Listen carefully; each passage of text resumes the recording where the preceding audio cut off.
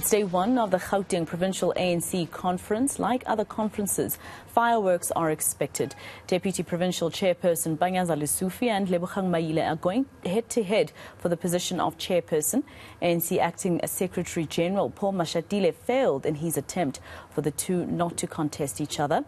In the meantime, provincial leaders are pleading with the national structure to not try to influence the outcome. For more on this, I'm joined by our reporter Pule Letshwiti-Jones, who is in Benoni covering the conference for us. Pule, the ANC in Gauteng going ahead with conference, even though there's those 19 regions whose votes were quarantined, I believe, after the Ekurhuleni regional conference. So I'm assuming that yesterday's NEC, special NEC meeting was held to discuss those issues?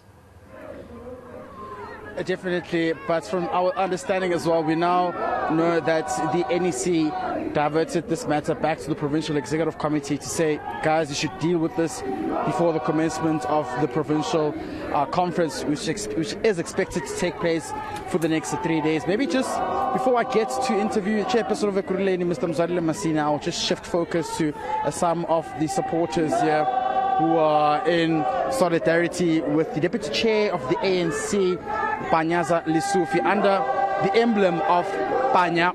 As you can see, their hand gestures as well, which symbolizes their support for Mr. Letshwiti, who's up against Lebogang Adiwele Mayile as well. But just now we will be speaking to the chairperson of Ekurhuleni, Mr. Mzwalile Masina. Thank you very much for joining us on eNCA. Maybe perhaps you can tell us that issue of the 19 quarantine votes. How's the PC going? Sorry. So how? Maybe you can tell us the issue of the 19 quarantine votes in Ekurhuleni. Does that remain a problem for you? Not at all. I think the National Executive Committee of the ANC is dealing with the issue, and we are confident that the ANC NEC collective will be able to assist us to deal with the problem. Because firstly, those so-called branches that were muted were not supposed to be at conference because they had failed the audit, which is not run by ourselves.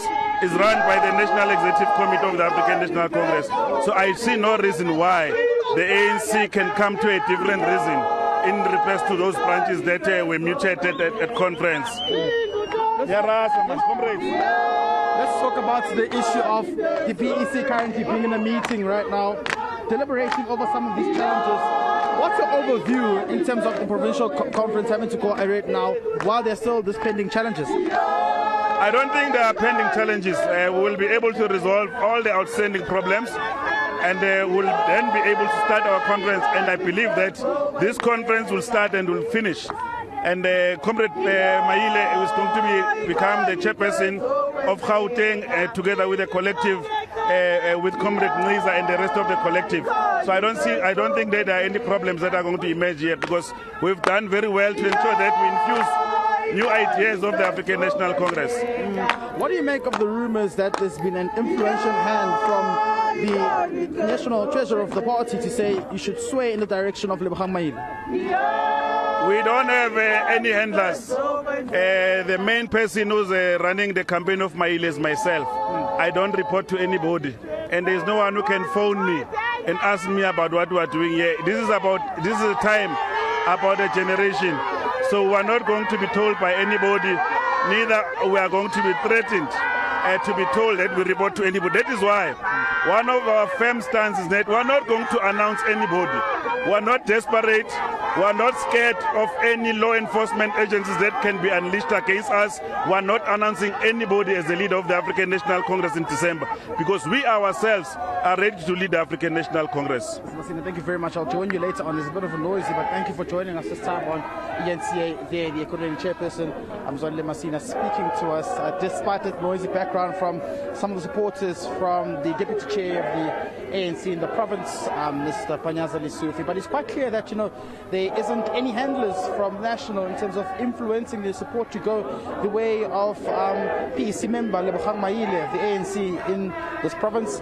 He's saying that they're quite confident that despite the challenges Ekurhuleni faces, they will emerge and will come out strongly as contenders and as an ally of Lebogang Mayile. Back to you, Masako.